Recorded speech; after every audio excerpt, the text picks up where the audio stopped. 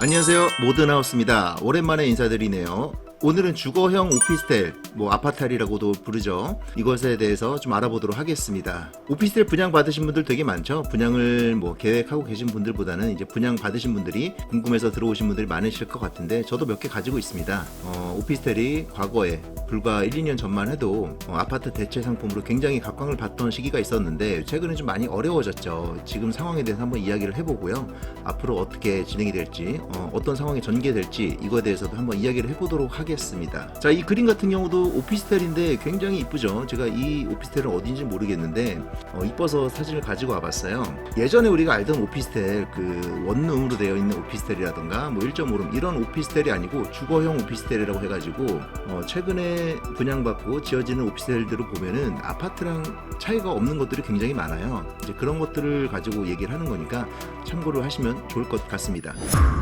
자, 최근 아파트 규제 완화 정책들이 굉장히 많이 쏟아졌죠. 이게 아파트를 가지고 계신 분들 입장에서는 굉장히 호재로 작용을 해서 거래가 활성화된다거나 유리한 부분이 분명히 있었을 텐데, 이제 오피스텔이 반사 이익이 아니고 반사 피해를 좀 본 경우가 좀 많이 생겼어요. 이제 그런 부분들을 한번 짚어보도록 하겠습니다. 자, 말씀드리기 앞서서 과거의 오피스텔의 장점에 대해서 한번 알아볼까요? 우선 그러니까 재작년만 하더라도 오피스텔의 제일 좋은 장점을 꼽았다면은 이거를 꼽을 수 있을 것 같아요. 분양권의 전매가 가능하다.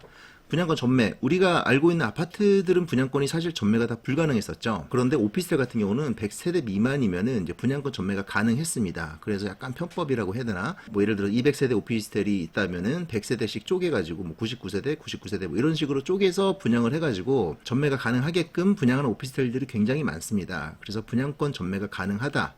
근데 이게 최근 규제 완화 정책으로 인해서 규제 지역 등이 해제가 되면서 일반 아파트들도 분양권 전매가 가능해졌어요. 그러니까 이거에 대한 메리트가 좀 없어졌다, 장점이. 자, 두 번째는 상대적으로 저렴한 분양가였습니다. 아무래도 이제 아파트 대체제로 들어가다 보니까 오피스텔들이 주변 아파트 시세보다 조금 저렴한 그런 상품으로 인식이 되고, 실제로 분양도 그렇지 않았어요. 분양가는 좀 더 비싼 경우도 많이 있었는데, 어찌됐건 상대적으로 저렴한 분양가가 메리트라고 할 수 있었던 것 같은데, 요즘에 아파트 가격이 워낙 싸지다 보니까 이게 상대적으로 저렴한 분양가가 나올 수가 없어요. 그래서 이것도 장점이 많이 희석됐다, 이렇게 보시면 될 것 같고요. 취득세 같은 경우도 그렇습니다. 취득세, 아파트를 한 채를 취득하는 경우에는 얼마 안 내죠. 근데 아파트를 가지고 계신 분이 이제 또 추가로 취득을 했을 경우에, 투자로 들어갔을 경우에, 그럴 때는 취득세가 굉장히 높습니다. 그런데 오피스텔 같은 경우는 2주택이나 3주택이나 4주택이나 다주택자들 같은 경우에 취득세를 4.6%로 고정이 됩니다. 이게 굉장히 큰 메리트였어요. 4.6으로만 보면은 작지 않은 퍼센테이지이긴 한데, 워낙 다주택자들의 규제가 심하다 보니까 이게 굉장히 저렴한 취득세로 보여지는 경우가 있었습니다. 이것도 요즘에 많이 희석이 됐죠. 다음, 청약 성공률. 예전에 아파트 청약을 한다는 건 로또 당첨보다 더 어려웠던 시기가 있었잖아요. 불과 1년 전만 해도 그랬던 것 같은데, 오피스텔은 그것보다는 상대적으로 성공률이 높았습니다. 왜냐하면은 오피스텔도 성공률이 낮지는 않았어요. 몇천 대 1, 몇만 대 1 나오는 것들도 많았고, 수백 대 1은 당연히 기본이었었는데, 그래도 성공률이 높았던 이유는 타입별로 청약을 넣을 수도 있고, 청약을 여러 개를 넣을 수 있었어요. 그러다 보니까 아무래도 청약 성공률이 기존 아파트보다는 조금 더 높았었던 그런 상품이었던 것 같습니다. 자, 이것도 요즘에는 희석이 됐죠. 왜냐하면 아파트 청약도 요즘엔 쉬우니까. 이게 장점이라고 보기 어렵네요, 여기까지는. 자, 대출에서도 굉장히 유리했습니다. 아파트 같은 경우는 대출을 받기가 쉽지가 않았어요. 근데 오피스텔은 어지간하면 80%, 70% 이런 식으로 대출이 나왔었습니다. 60, 78%. 그러다 보니까 자금 마련이 어려우신 분들이 이제 오피스텔로 눈을 돌리는 경우가 굉장히 많았는데요. 최근에 이제 DSR 같은 경우를 오피스텔에 적용을 하다 보니까, 원래는 오피스텔은 DSR 적용을 안 했었어요. DSR을 적용을 하다 보니까 이게 오히려 아파트보다 대출에서 불리하게 작용을 하고 있는 거예요. 그러다 보니까, 그래서 이것도 장점이 아닌 단점으로 변한 것 같습니다. 자, 오피스텔 과거에 있었던 장점들이 모두 다 없어졌죠. 그러다 보니까 이제 인기가 당연히 없어지게 되는 것 같은데요. 자, 오피스텔을 조금 더 자세히 알아보면은 오피스텔이란 무엇인가? 오피스텔은 주택법이 아닌 건축법을 적용받습니다. 하지만 거주 목적으로 사용하기 위해 전입신고를 하게 되면, 그러니까 분양받고 자기가 살 거면 전입신고를 해야 돼요. 근데 전입신고를 하게 되면은 세법상 주택수에 포함이 됩니다. 종부세도 적용이 되고 보유세, 양도세 등의 페널티를 그대로 받습니다.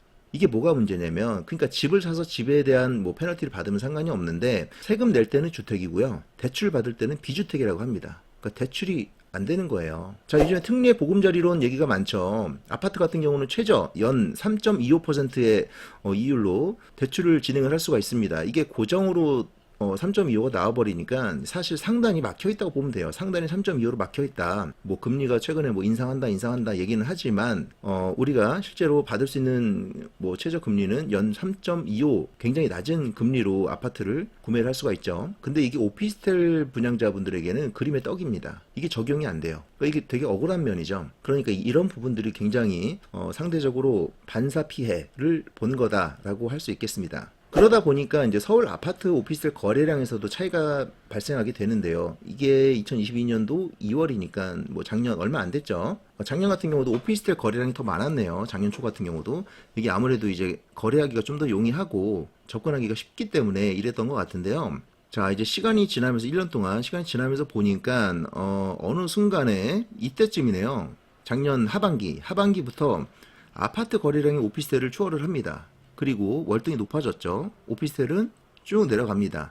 거래가 전혀 안 되고 있어요. 322라고 하는 거는 사실상 거래를 안 한 거라고 보면 될 것 같습니다. 이 많은 집들 중에서 322개만 거래가 된 거니까. 현재는 이렇습니다. 아파트가 더 많이 거래가 됩니다. 자, 오피스텔은 아파트 대체제로서 이제 청약이 어렵거나 자금 마련이 쉽지 않은 계층 등이 대거 분양을 받았었는데 그분들이 지금 준공을 기다리고 있어요. 이분들이 잔금 대출을 받아야 하는데 잔금 대출이 쉽지가 않아요. 아까도 말씀드렸듯이 보금자리론 이런 것들이 적용이 안 되다 보니까 사업자 대출 이런 걸로 이제 눈을 돌리게 되는데, 이걸 하게 되면은 본인이 거주하기가 굉장히 힘들어집니다. 이게 참 앞뒤가 막혀 있는 상황이라고 볼 수 있어요. 자, 그래서 최근에 오피스텔 분양자분들이 이제 민원들을 많이 넣었던 것 같아요. 그러다 보니까 이제 정부에서도 이 부분을 인지를 하고 부동산 연착륙을 준비하고 있는 정부에서 이제 오피스텔에 대해서는 크게 생각하지 않았었던 것 같은데, 최근에는 이제 이런 부분들을 인지를 했습니다. 김주현 금융위원장이죠. 김주현.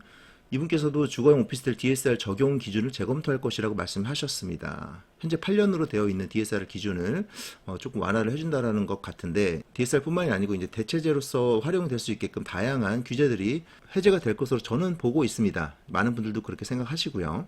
자, 현재 오피스텔은 조금 어렵지만 다시 한번 이제 좋은 대체 상품이 될 날을 한번 기다려 보면서 잘 견뎌내시기를 바라겠습니다. 저는 개인적으로 그래요. 뭐 아파트도 좋은데, 제가 현재 지금 새 아파트에서 살고 있는데요. 아파트도 좋은데 오피스텔도 굉장히 좋아합니다. 오피스텔에서도 살아보고 아파트에서도 살아봤는데, 이제 오피스텔의 장점들이 좀 있죠. 오피스텔의 장점이라고 하면은 아무래도 이제 주변 상권들이 더 활성화가 되어 있고, 입지적인 면에서도 거주의 편의성보다는 좀 생활의 편의성에 중점을 맞춰서 생활하시는 분들은 아마 더 좋게 느껴지시는 것 같아요. 뭐 지하철 역세권이라든가 뭐 상권이라든가 아니면 상품성이라든가 그런 것들에서 조금 더 우위에 있다 보니까 그래서 분명히 이제 다시 한번 각광을 받는 날이 머지않아 올 것이라고 저는 생각을 하고 있습니다.